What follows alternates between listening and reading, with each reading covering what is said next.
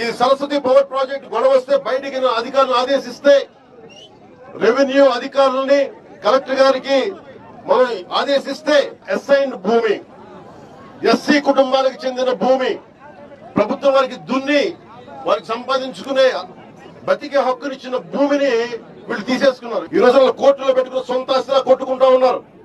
ఇది మీ ఆస్తి, ఇది రెవెన్యూ భూముల కింద మార్చేసి వాళ్ళు తీసేసుకున్నారు. దీని మీద కూడా సమగ్ర విచారణ జరపాలి.